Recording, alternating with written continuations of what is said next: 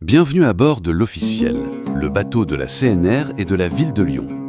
Nous voici embarqués depuis le 15 quai Rambaud pour une extraordinaire descente de la Saône vers le port de Lyon, en passant par le prestigieux quartier de Confluence. Nous quittons le 15 quai Rambaud, témoin privilégié de l'histoire fluviale lyonnaise. Ce quai tire son nom de la famille Rambaud, négociant lyonnais influent depuis le XVe siècle qui possédait de vastes entrepôts ici. À l'époque, ce secteur grouillait d'activités. Bateliers remontant les vins du Beaujolais, marchands déchargeant les épices venues de Méditerranée via le Rhône.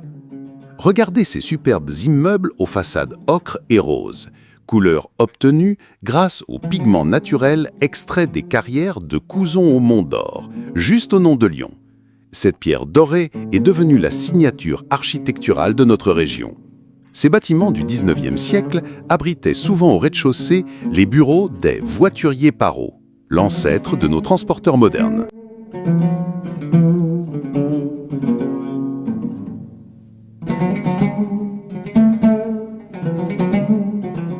Nous voguons maintenant sur cette Saône mystérieuse, que Jules César décrivait déjà comme rare dans ses commentaires sur la guerre des Gaules.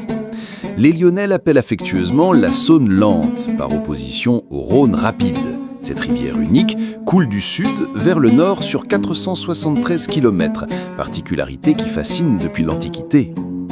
La profondeur ici varie entre 3 et 4 mètres. Nos ancêtres lyonnais avaient d'ailleurs une technique ingénieuse. Ils utilisaient des sapines, ces longs radeaux de sapins qui descendaient depuis les forêts du Jura, chargés de marchandises, puis étaient vendus comme bois de construction une fois arrivés à Lyon. Économique et écologique avant l'heure. Voici maintenant deux géants de l'ingénierie française. Le pont autoroutier de la Mulatière et le pont ferroviaire de la Mulatière, véritable cathédrale de béton et d'acier. Le pont autoroutier de la Mulatière porte l'A7, cette autoroute du soleil mythique qui relie Paris à la Côte d'Azur. Inauguré en 1967, ce colosse mesure 570 mètres de long et culmine à 45 mètres au-dessus de la Saône. Sa construction a nécessité 15 000 tonnes de béton et 1800 tonnes d'acier. Architecture remarquable, ces arches élancées de 85 mètres de portée étaient révolutionnaires pour l'époque. Les ingénieurs ont utilisé la technique du béton précontraint, innovation française des années 1960. Particularité amusante, par forte chaleur, ce pont grandit de 30 cm grâce à la dilatation thermique. Chaque jour, plus de 120 000 véhicules l'empruntent, soit un véhicule toutes les 0,7 secondes. C'est l'un des axes les plus fréquentés d'Europe, véritable artère vitale reliant le nord et le sud de l'Europe. Le pont ferroviaire de la Mulatière, construit entre 1952 et 1957, est encore plus impressionnant. Cette prouesse de 850 mètres de long supporte la ligne TGV Paris-Lyon-Marseille. Ces 12 arches de béton armé s'élèvent jusqu'à 60 mètres de hauteur, offrant une perspective vertigineuse. Détail technique fascinant, ce pont peut supporter le poids simultané de 4 rames TGV complètes, soit 1700 tonnes. Sa construction a mobilisé 35 000 m3 de béton et nécessité la création d'un téléphérique spécial pour acheminer les matériaux. Les TGV y filent à 270 km/h, reliant Lyon à Paris en seulement 2h07. Anecdote historique, c'est sur cette ligne qu'en 1981, le TGV a battu le record mondial de vitesse sur rail conventionnel à 380 km/h. Entre ces deux ouvrages coule paisiblement la Saône, témoin de cette évolution technologique spectaculaire. Du temps des sapines du Moyen-Âge au TGV du XXIe siècle, quelle formidable accélération de l'histoire. Fun fact lyonnais, Lyon compte 28 ponts au total, soit plus de ponts par habitant que Venise. De quoi rendre jalouse la Sérénissime. Nous voici arrivés au port de Lyon, rebaptisé en l'honneur d'Édouard Herriot, 1872-1957, maire de Lyon pendant 48 ans. Ce personnage hors du commun était à la fois maire, ministre, académicien et résistant. Il disait « Lyon n'est ni du Nord ni du Midi. Lyon est Lyon ». Ce port, créé en 1938, est aujourd'hui le premier port fluvial de France et le deuxième d'Europe avec 11 millions de tonnes de marchandises par an. Imaginez, c'est l'équivalent de 440 000 camions qui transitent ici chaque année par voie d'eau. L'empire logistique lyonnais. Le port s'étend sur 200 hectares avec 15 km de quais répartis en plusieurs zones spécialisées. Le terminal container peut traiter 100 000 EVP, équivalent 20 pieds par an. Ces containers arrivent du port de Fos-sur-Mer via le Rhône en seulement 24 heures, contre 7 heures par camion, mais avec un impact écologique 7 fois moindre. Les marchandises qui transitent ici racontent l'économie mondiale. Pétrole raffiné stocké dans 34 cuves géantes, capacité totale 420 000 mètres cubes, céréales des plaines de l'Est dirigées vers l'Afrique du Nord, containers de produits manufacturés asiatiques en route vers l'Allemagne et les Pays-Bas, matériaux de construction, sable, gravier, extraits des carrières rhodaniennes. Innovation Seine-Nord-Europe. Grâce au futur canal Seine-Nord-Europe, livraison prévue en 2030, une révolution se prépare.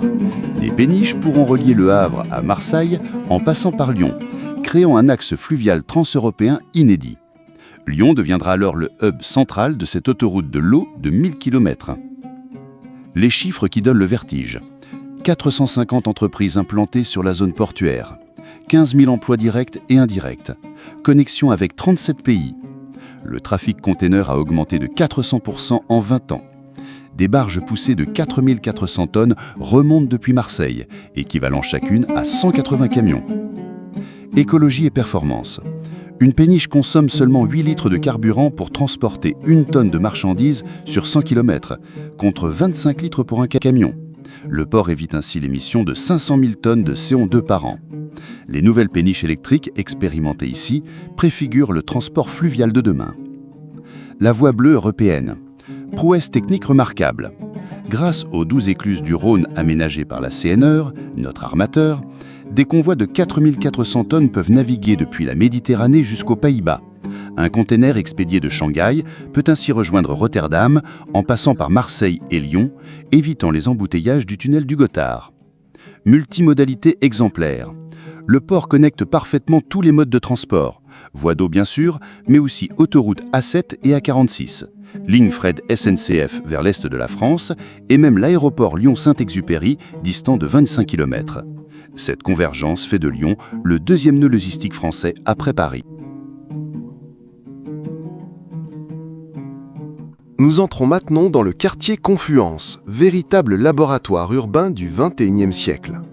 Ce territoire de 150 hectares, anciennement industriel, raconte 150 ans de mutation lyonnaise. L'héritage industriel spectaculaire. Ici se dressaient jadis les ateliers SNCF de Mouches, 1856 à 2009, employant jusqu'à 3000 cheminots qui réparaient les locomotives à vapeur, puis les TGV. Les gigantesques halls Alstom fabriquaient des tramways exportés dans le monde entier.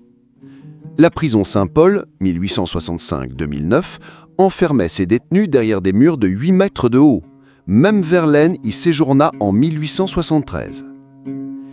La confluence géographique, phénomène millénaire. Admirez ce spectacle unique en Europe. La Saône claire, débit moyen 400 mètres cubes par seconde, épouse ici le Rhône tumultueux, 1700 mètres cubes par seconde. Cette différence de couleur provient des origines distinctes. La Saône draine les terres calcaires de Bourgogne, le Rhône les alluvions glaciaires des Alpes. Les deux fleuves conservent leurs eaux séparées sur plusieurs centaines de mètres avant de se mélanger complètement. Les Grecs de Marseille, qui remontaient commercer ici vers -600 avant Jésus-Christ, appelaient ce lieu Condate, racine du mot confluence. Jules César y décrit un oppidum gaulois fortifié. Position stratégique oblige. Qui contrôle la confluence, contrôle les flux commerciaux de l'Europe. Le musée des Confluences, ovni architectural, cette merveille controversée de 150 millions d'euros, budget final 330 millions, mesure 190 mètres de long. Les architectes viennois Coop Himmelblau ont conçu un nuage de cristal et d'acier de 3000 tonnes posé sur un socle de béton abrite et réserve. Prouesse technique, 3000 panneaux de verre différents, tous uniques. La structure métallique de 5000 tonnes défie les lois de la pesanteur avec des porte-à-faux de 40 mètres. L'intérieur abrite 2,2 millions d'objets sur 22 000 mètres carrés, des météorites au scarabée sacré. Les Lyonnais, d'abord sceptiques, l'avaient affectueusement surnommé le suppositoire, l'aspirateur ou le vaisseau spatial échoué. Aujourd'hui, avec 700 000 visiteurs annuels, il rivalise avec le musée Guggenheim de Bilbao.